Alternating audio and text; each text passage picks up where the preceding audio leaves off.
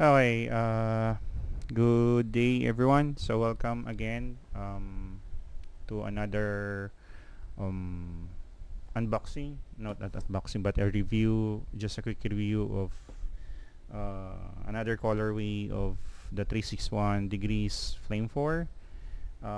This I think new colorway siya. Hindi na siya recently kasi ang pinaka-recent ata is the blue one. So ito, yung I think blue and pink colorway. So yung reversed. So you have the other one different. So pakita ko sa inyo, no. So ayan siya. So you have here the 361 Flame 4. Yeah, 361 degrees Flame 4. So yung lace niya pink, sa kabila blue. So kasi reverse, no. So yung kanyang sapatos. So pakita ko yung isa naman. So ayan. And then yung likod, yung sa loob, tapos yung ilalim. So sa I think yung mga previous na sapatos ng Flame 4, black yung color ng yung plate, no. Ito parang may pagka-transparent. It's a gray, parang silver gray yung pattern, so it's different. Ayan. Okay. So kung makikita nyo sa kanya,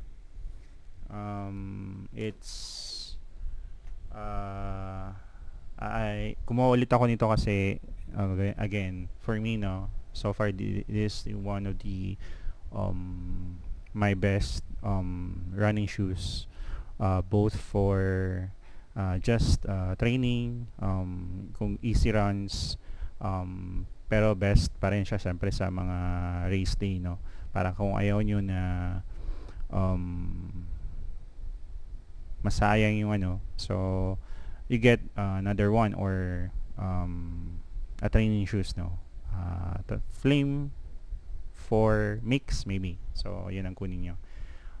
Pero for race day, okay rin naman, okay na okay to. Tapos pangalawa, yeah, sabi ko nga pwede yung kahit all around siya kung tutusin all around. Pero sabi ko nga in my previous videos na mapapagod lang kayo dito because ipupush talaga kayo tumakbong mabilis, or ipupush talaga kayo sa ano niya, kasi yung return power niya, no.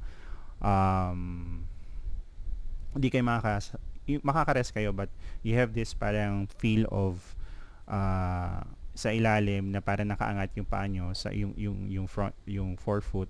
So para siyang nakaangat. So parang makangalay lang, pero hindi naman siya, no, yung parang tolerable naman siya. So kahit pa paano okay siya. Kasi nga ang purpose nitong sapatos na to, parang it will give more bounce, so para mag-push forward ka dito sa sapatos na to.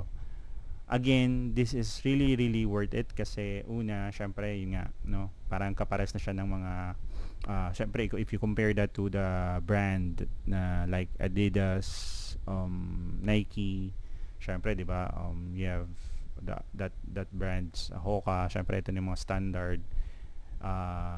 But kung kulang ka sa ano, pwede mo na siyang i-compare doon. But kulang ka din sa ano, sa budget, mas mura to syempre, di ba. If you compare that to those elite shoes to this one, no, so makakamura ka talaga. And the really good thing about this shoes, no, since I've tested it already,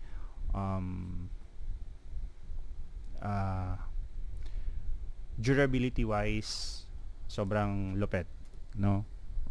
Yung sapatos ko na isa 100 plus na siya, so hindi pa rin siya ganun nagkakaroon ng parang sira dun sa ilalim, unlike dun sa mga previous ko na yung nabanggit ko na brands. Unang talagang na nadadamage yung sa heel part, no, kasi yun yung pinaka ano ko problem ko noon palagi is yung sa heel part. Every time na pagod na ako, so nagagamit ko na itong portion dito, so ayan na yun, parang nagagasgas So, nagkakaroon ng issues na. Tapos, yung sa side. So, ang pag ako, sa ngayon, may kahit pa paano nakokorek ko na yun. So, sa mid part, mid strike, hanggang dito, dun sa mga old ko na sapatos, dito nagkakaroon ng wear and tear niya. So, gasgas. So, minsan natatanggal na yan, napipeel off. Pero dito, so far, I mean, dun sa yung isa kong sapatos, yung Echoes of Time na colorway, it's a green, parang forest like yung color. Hindi pa ganun parang naggasgas yung dito, peel off. Tapos even yung sa likod niya, so wala pa siyang masyadong problem. So ganun kaganda yung ng sapatos nito when it comes to durability. Pagdating naman sa comfortability, it's the same. Okay na okay. Dito, if I am wide foot, so hindi kayo magkakaproblema pagdating sa space dito kahit wide foot ka. So you need to buy true to size, and then ako size 11. So titingnan niyo mabuti dito sa side.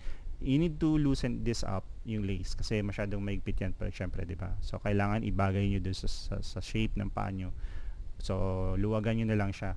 Iba rin yung pagkakatali niyan. So mahaba ng onte. So i-adjust niyo na lang. Pero dito, pagdating dito sa mid part, this is may space, and dito mas may space. Mas mahaba yan. Kung mag-ano kayo na mag-suggest na parang mag-increase ng size, sa akin parang hindi na lang, kasi ako nga wide foot, maluwag na dito. Pag inano ko pa dito, mayroon pang space. Kung narrow feet ka, mas maluwag syempre, di ba? Pero ito, design, parang for me, parang design siya for wide foot, no? Maluwag na siya dito. Hindi ako nagkaka-issues dito lang sa part na to. Pero at the side, hindi ako nagka-issues dyan. Hindi sumakit ang pa ako even for long distances. Na-try ko ng 10, 21, 42 not yet. But you really need to loosen it up. So far wala akong problema dun. So yun. Ano pa ba? Ano pa ba pwede nating maibigay? You can, if you want, kung gusto niyo mag-increase ng size, baka 11.5. Pero I would suggest stick to lang sa size nyo. Kung ano yung ginagamit nyo sa, let's say, sa ibang brand, like let's say yung Nike, it's narrow siya. So baka if you want, you can try it, i-retain lang din yung sizing. So I mean, iba-iba rin yan eh. Sa halimbawa ko, ang weight ko is, I'm a 5'9", ang height, ang weight ko is almost 80 to 81 kilogram. Kaya kailangan ko talaga ng, maliban din sa magaan dapat yung sapatos, it's comfortability yung hinahanap ko rin, yung cushion, so yung support, kailangan ko yun sa isang running shoes. So hindi ako yung parang gusto ko ma-feel yung ground, but I want to have a bounce, yung more bounce feel, kasi syempre I have this problem with my feet, no. I have this bone spur at the back dun sa likod ng paa ko. So I need to really take good care of my of my feet. Kaya hindi lang yung parang basta kayo bili ng bili. So kailangan talaga tingnan niyo mabuti yung hindi ibig sabihin mura, so bilhin nyo. Titingnan nyo kung babagay ba talaga sa inyo yung sapatos, and mapoproteksyonan ba yung paa nyo sa sapatos pag tumatakbo kayo, pag gumamit kayo ng sapatos. So again,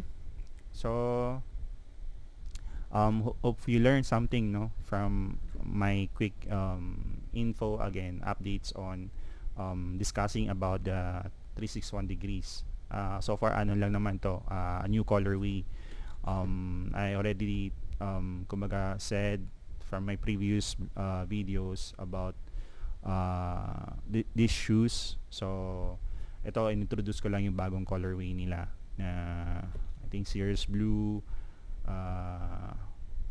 Bubble Gum Pink ang pinaka right term, a word of the colorway of this shoes. Okay, so see you again on my next video.